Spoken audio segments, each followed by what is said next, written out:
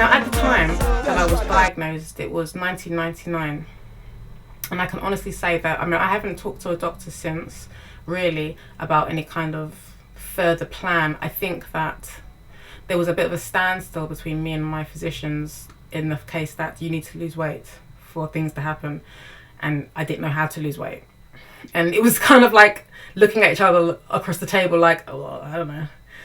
And so there was a lack of information, and I don't know whether or not there is more information today, and I do want to go to my doctor and find out if there is more information, but I have been obviously doing the research myself.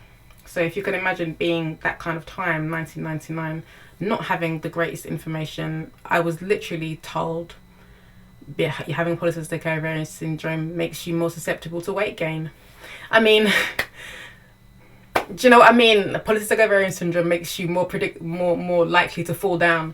It meant as much to me as that, and nothing made sense to me. Nothing. I don't feel like anything was explained to me in a way that I resonated and actually stuck in with me to actually utilize. Like, this is the action going forward. It was kind of very general, but the whys, the why does my body more susceptible? You know, it's very, very complex when you talk about insulin resistance. I will leave some links into the description for any ladies who are suffering with it and want to know, because I have found some really useful links. So I will leave those in the description. So being 19, being told that I have polycystic ovarian syndrome, it basically meaning nothing, that I'm predisposed to gain weight, it kind of made me give up in a lot of ways. I felt quite depressed. I felt very alone when the doctor started to tell me about all of the side effects to having the condition, i.e. the weight gain, irregular periods, you know, infertility, you know, thinking about my future, you know, facial hair, all sorts of hormonal imbalances. And you know, it was a minefield to kind of be told that as a woman, that, you know, it's almost like you feel like you're being cursed for the rest of your womanhood to carry this condition. And it was funny, the doctor said to me, which I'll never forget, that yeah, well, if you get pregnant, then sometimes the condition can kind of reverse itself. And it was kind of like, as being a 19-year-old being told all this stuff about your body, they're thinking that, oh, should I get pregnant then to cure it?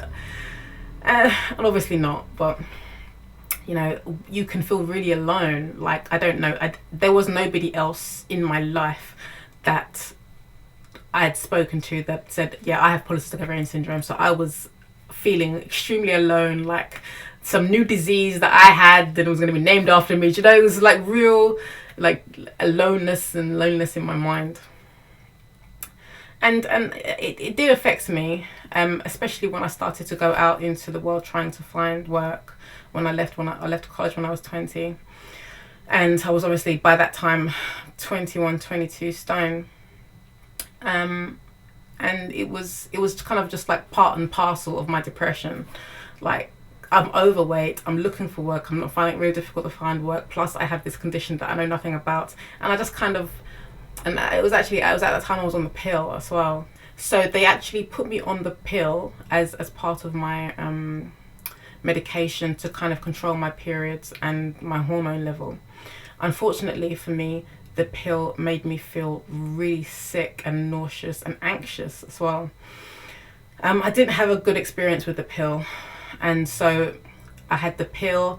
I left college when I was 20, so I was looking for work. By that time I was 21, 22 stone.